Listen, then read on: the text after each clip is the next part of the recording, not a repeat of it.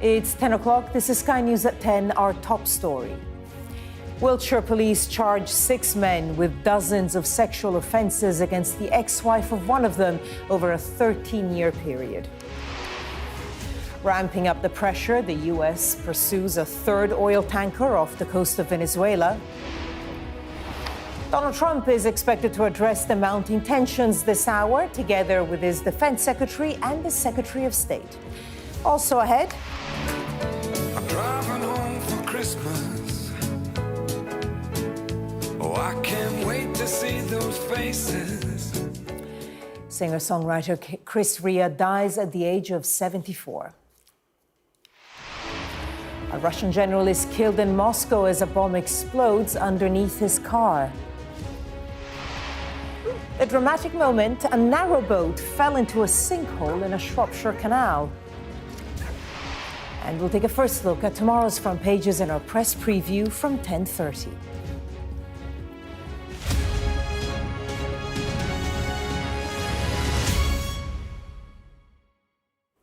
Good evening. Wiltshire police have said tonight that 6 men have been charged with more than 60 sexual offences against the same woman over 13 years. One of the men is the alleged victim's ex-husband. Well, Sky's Molly Malone is here with more. Molly, what else do we know about this? Well, these are some shocking allegations involving 6 men across a 13-year period. One of those men is a man called Philip Young. He's 49 years old, formerly from Swindon, but now living in the Enfield area of London. He's been charged with 56 sexual offences, including multiple counts of rape against a woman called Joanne Young, 48 years old, and his ex-wife. I should say she's waived her legal right to anonymity. That's an automatic right given to any alleged victim of sexual assault or a sexual offence. Mr Young has also been charged with administering a substance with intent to stupefy or overpower to allow sexual activity, as well as voyeurism, possession of indecent images of children and possession of extreme images. Now, there are 5 other men who've also been charged with various sexual offences against Miss Young. They range between the ages of 31 and 61. I'll tell you a bit more about them. One man, Connor Sanderson Doyle, who's 31, from Swindon, he's been charged with sexual assault by penetration and sexual touching. And Mohammed Hassan's 37, also from Swindon, he's accused of sexual touching. Norman Maxoni, who's 47, from Sharnbrook in Bedford, he's been charged with 1 count of rape and possession of extreme images. And Dean Hamilton, also 47, of No Fixed Home, has been charged with 1 count of rape and sexual assault by penetration and 2 counts of sexual touching. And a man called Richard Wilkins, who's 61, from Swindon, he's been accused of 1 count of rape and sexual touching. All of those offences alleged to have happened between 2010 and 2023. We've had a statement from Jeff Smith, Detective Superintendent at Wiltshire Police. He said, "This is a significant update in what is a complex and extensive investigation. The victim in this case, Joanne, has taken the decision to waive her automatic legal right to anonymity. She's been supported by specially trained officers from the beginning of the process, and she's made the decision following multiple discussions with officers and support services." Now, all 6 of those men are set to appear at Swindon Magistrates Court tomorrow. Molly Malone. Molly, thank you. The U.S. Coast Guard is pursuing another oil tanker in international waters near Venezuela, having already seized 2 over the past fortnight. It's a significant escalation in Donald Trump's efforts to put pressure on Venezuela's government, which he accuses of using oil money to fund drug-related crime. Well, let's take a look now at the tankers involved. The first one, Skipper, was intercepted on the 10th of December after years of changing names, switching flags and hiding its location to try to remain undetected. The second tanker, Sentries, sailing under a Panama flag, was intercepted on Saturday and was last tracked in this location. The U.S. Coast Guard is now in active pursuit of another vessel named the Bella One in international waters near Venezuela, and this is its last known location. In recent weeks, the U.S. has been building up its military presence in the Caribbean Sea.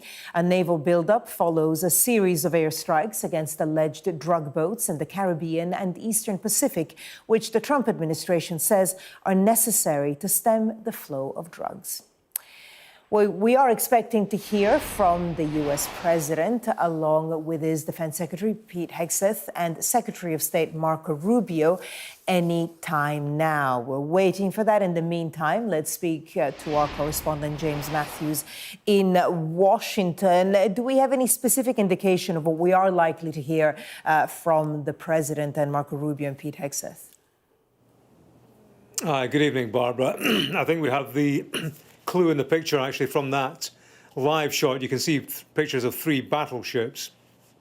Senior officials are saying that the announcement will relate to Trump-class battleships. That's what they are calling it. It sounds like it's in line with Donald Trump's ambitions to have a golden fleet, as he would call it, at sea, defending and enforcing America's interests. So that seems to be the nub of the announcement. There are, of course, many questions to ask, Barbara, not least about this Bella 1, this tanker that we are told is being actively pursued by the United States. That's the 3rd tanker in this series. It was on its way to Venezuela to load up with oil. The US Coast Guard buzzed it, and then the tanker duly started sailing back into the Atlantic Ocean, last heard of issuing nearly 40 distress calls to nearby ships. So a mystery as to what exactly is going on with that particular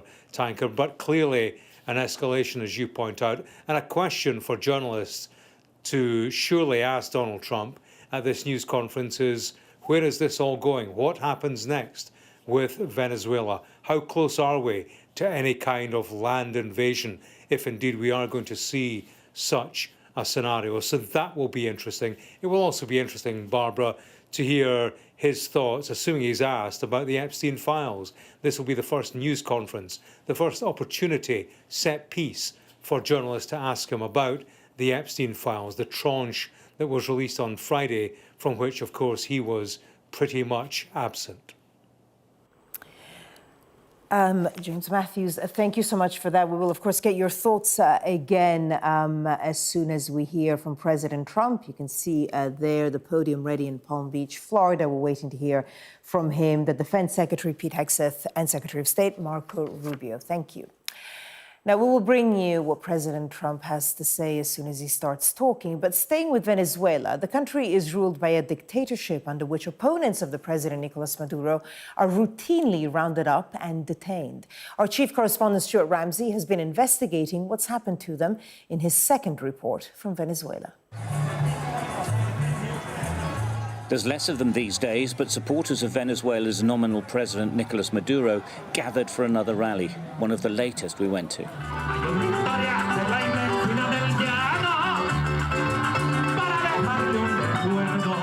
Maduro is undoubtedly under pressure from the United States, but he's doing his best to carry on as normal. His supporters, made up of community groups, militias, former soldiers and government workers, were largely bussed into this rally in Caracas.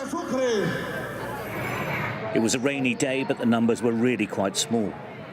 Maduro's opponents argue he has lost the support of the people, that his government rigged the last election results to stay in power.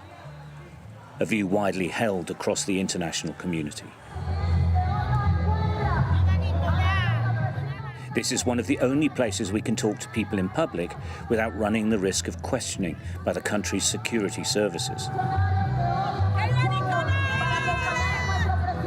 Maduro's supporters told us that the threats from the US should be faced down. We know that Venezuela has minerals, oil, wealth, and the best weather is in Venezuela. We know they want to come for us, but we're getting better organised all the time. Do they want to come by force? Let them come.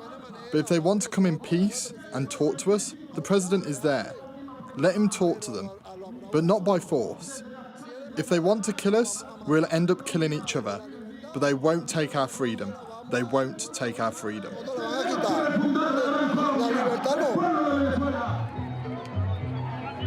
As the rain closed in, crowds began to drift away. A show of support for Maduro, but it felt as damp as the tropical rains. Well, there are still many people who have kept faith with the revolution in Venezuela, although the results of the last election would suggest it's now a minority. These type of rallies aren't really for consumption in Venezuela itself. It's much more for the outside world to show. And let's go straight to Palm Beach, Florida, where we can hear President Trump there, flanked by Marco Rubio and Pete Hegseth. Let's listen. So I want to wish everybody a big hello and Merry Christmas and welcome to Mar-a-Lago for this exciting announcement of the new Golden Fleet. We're calling it the Golden Fleet that we're building for the United States Navy. As you know, we're desperately in need of ships. Our ships some of them have gotten old and tired and obsolete, and we're going to go the exact opposite direction. We're delighted to be joined by Secretary of War Pete Hegseth, who's doing a fantastic job, and Secretary of the Navy John Phelan.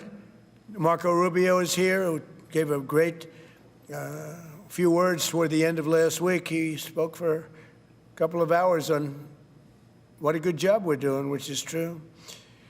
As Commander-in-Chief, it's my great honor to announce that I have approved a plan for the Navy to begin the construction of two brand new, very large, the largest we've ever built, battleships. You know, you used to build the Iowa, the Missouri, the Wisconsin, the Alabama, many others. We had big battleships. These are bigger, but they will have 100 times they'll be 100 times the force, the power, and there's never been anything like these ships. These have been under design consideration for a long time. And it started with me in my first term, because I said, why aren't we doing battleships like we used to? And these are the best in the world. They'll be the fastest, the biggest, and by far 100 times more powerful than any battleship ever built. So if you look at the Iowa, the Missouri, Wisconsin, Alabama, and others, but they were similar in size, some a little bit bigger than the others. But if you take the biggest one, it's 100 times more powerful. They're longer by a little bit, but and they're bigger ships, but they hold much more. They use the word lethality. Battleships are the largest, sturdiest, and most heavily armed vessel built specifically for naval combat. While America has built many new warships over the years, they've tended to be smaller and much smaller, and not conducive to where we are and where we're going, and peace through strength. But including, we've been building aircraft carriers. We're going to be upping that also. We're going to be going to a superior aircraft. We have the Ford class. We're going to be upping that to a different class of aircraft carrier. And we haven't built a battleship since 1994. These cutting-edge vessels will be some of the most lethal surface warfare ships. They will be actually the most ever built other than our submarines. We have submarines which will have, in many ways, even more lethality, and we have many of them under construction. Each one of these will be the largest battleship in the history of our country, the largest battleship in the history of the world ever built.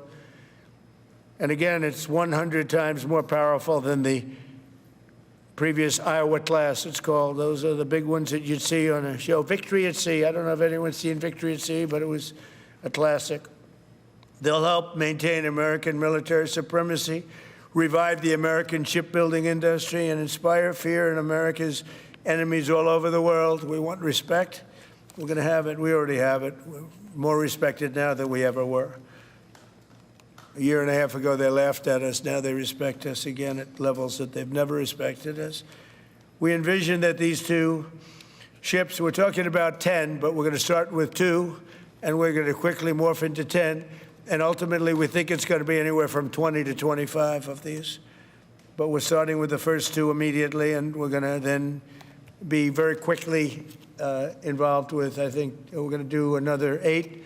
And then we're going to ultimately and pretty quickly have a total of about 20 to 25. We'll make that determination. We envision that these ships will be the first of a whole new class of battleships to be produced in the years to come. From Theodore Roosevelt, the Great White Fleet, you remember that, the Great White Fleet, to the legendary USS Missouri, whose massive guns helped win World War II. America's battleships have always been unmistakable symbols of national power. We stopped making them for whatever reason, I don't know. And I want to congratulate John Thalen, who is your secretary of the Navy. He came to me the first day we met. He talked about battleships, and I said, "You're absolutely on the right track." He said, "Why are we doing other things? We have missiles, which are much more expensive." By the way, these battleships have tremendous numbers of missiles, but they also have guns. And in many ways, guns can do the trick just as well as missiles at a tiny fraction of the cost. Once completed, these new 30 to 40,000 ton plus vessels will be the flagships of the American naval fleet, and there has never been anything built like them. And I just want to, be very clear that we're building them here. We're working with others, but we're building them here. We have great Navy yards. We'll be negotiating with some of the companies that are running those yards, taking over the yards. We used to build a ship a day during World War II. Now we don't do ships very much anymore. We do military ships. We do submarines. By the way, we're 15 to 20 years advanced in our submarines over anybody else. That was one of the things that I did in my first term. We make the best submarines by far in the world. We're at least 15 years advanced ahead of anybody else in submarine development. Most powerful, that's right, the most powerful weapon anywhere in the world, undetectable. So the battleships are going to be armed just in terms of guns and missiles at the highest level. They'll also have hypersonic weapons, many hypersonic weapons, state-of-the-art electric rail guns, and even the high-powered lasers that you've been starting to read about. We have lasers where you aim the laser at a target, it just wipes it out.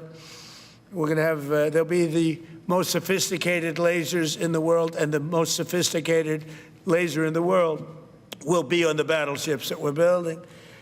They'll also carry the nuclear arms, sea-launched cruise missiles currently under development, which will be instituted pretty quickly, but they're under development, and they've proven to be extremely lethal.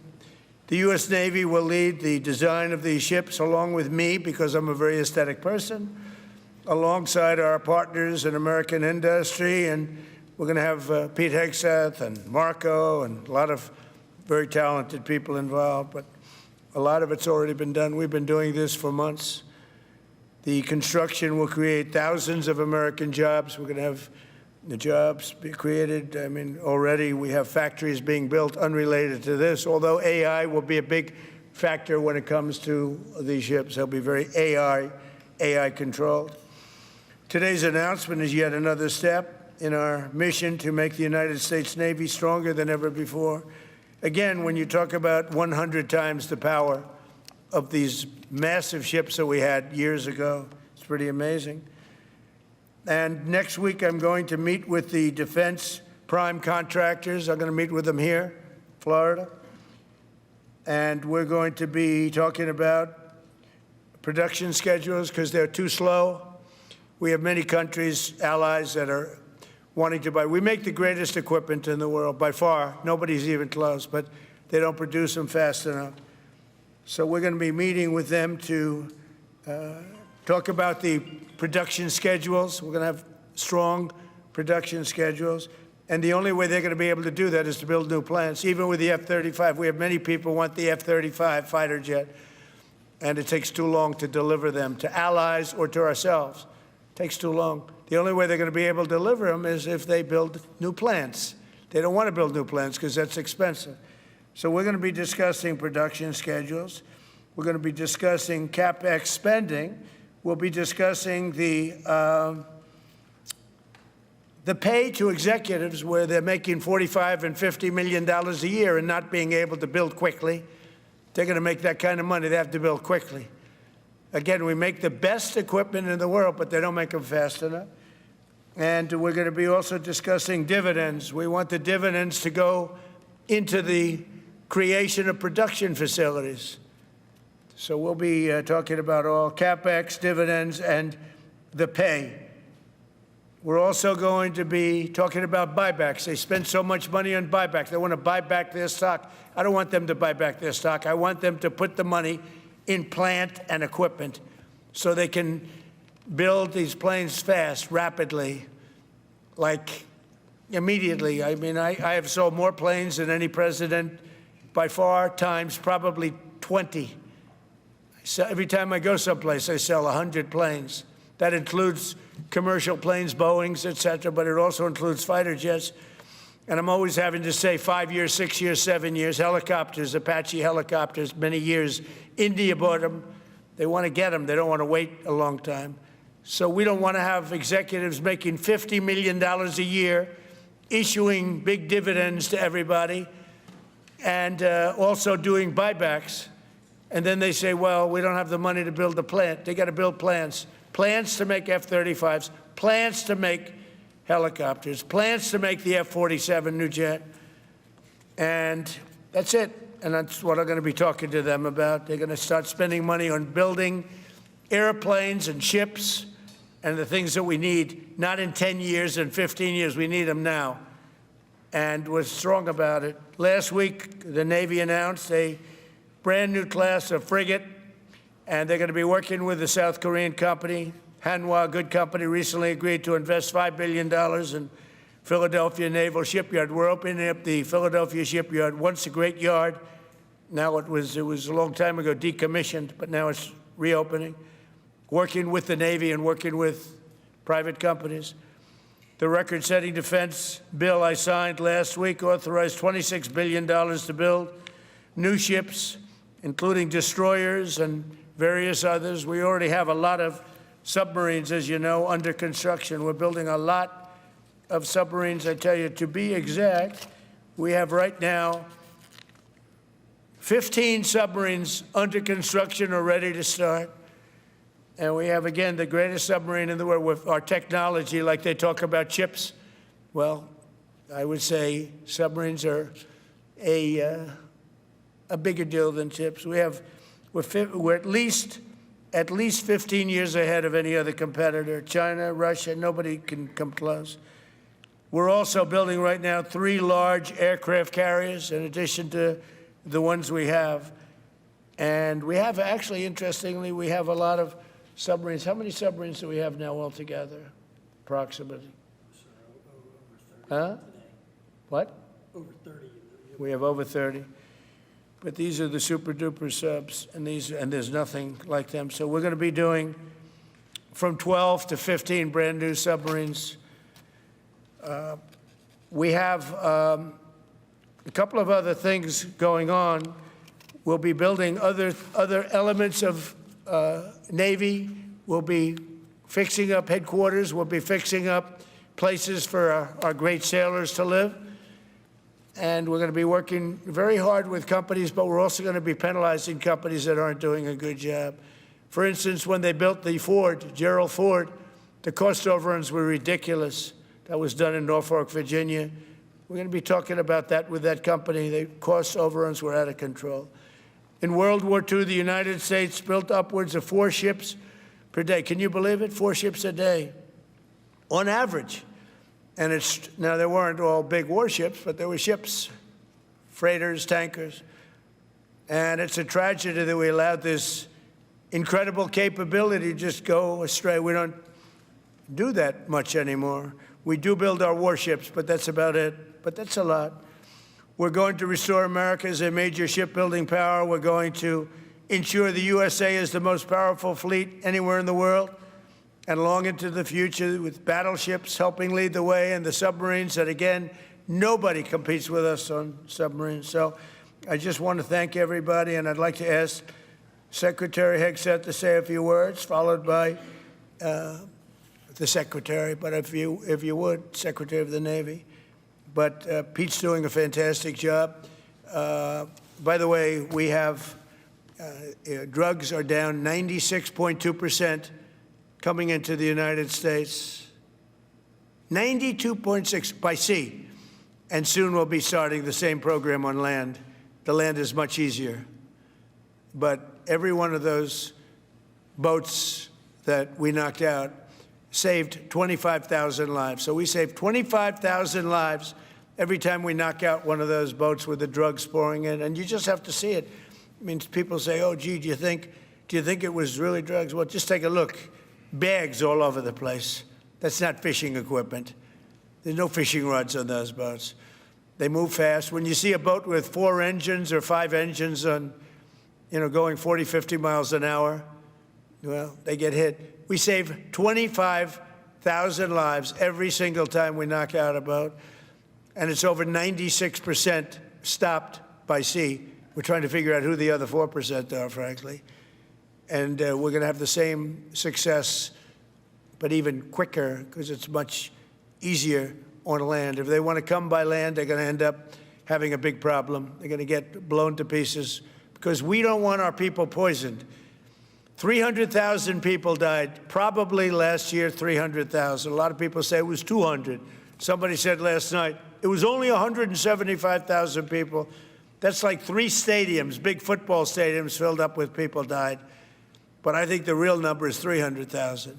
We're not going to have that anymore. So we're doing a great job, and we enjoy doing it. Our border is secure. Our country is strong. Trillions of dollars is coming into our country from other countries and companies. They're building factories and plants, including auto plants, all over the United States of America. Without tariffs, they wouldn't be doing anything, although they were very happy with the November 5th election. But it's only because they want to avoid paying tariffs that they're all coming in. And again, the biggest number was $3 trillion in history. That was China many years ago.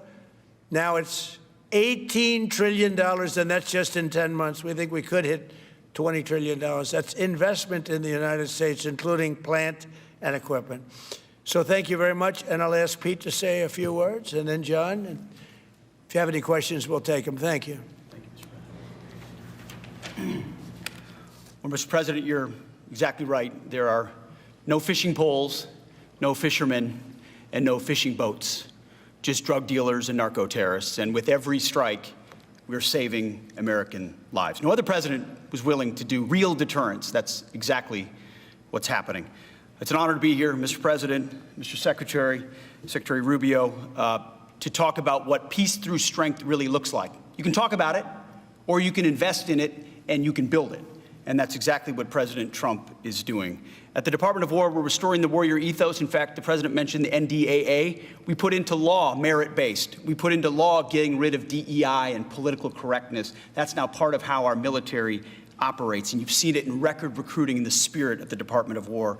We're rebuilding the military. President Trump did it once. He's doing again with historic investments today in shipbuilding. And we're reestablishing deterrence, whether that's at the border, whether it's through Golden Dome, what happened with Midnight Hammer and what Iran found out, those drug boats, and of course the Houthis opening up the shipping lanes. American strength is back on the world stage. And the announcement of the Golden Fleet, anchored by new battleships, the biggest and most lethal ever, accomplishes all 3 of those things and marks a generational commitment to American sea power. Across the entire department, we are developing new operational concepts, deploying cutting-edge technologies, and making major investments, including in our Navy. This is happening in all domains, including space, as the president has talked about before anyone else. So it's the highest of domains and the lowest of domains under sea, and especially today in sea power, that always has to be decisive, has been in the history of America, and will continue to be under the leadership of President Trump. We will make sure that anything that flows from our country and with our allies flows freely and uncontested.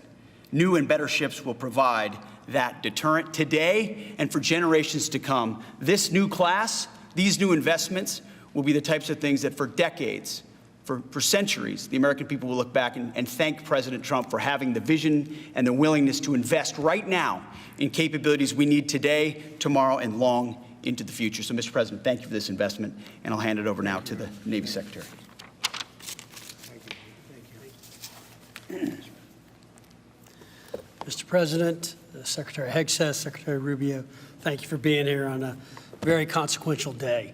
From my very first conversation with President Trump about serving as a Secretary of the Navy, he's talked about the great Iowa-class battleship and why America doesn't build ships anymore with that kind of offensive firepower that takes the fight to the enemy.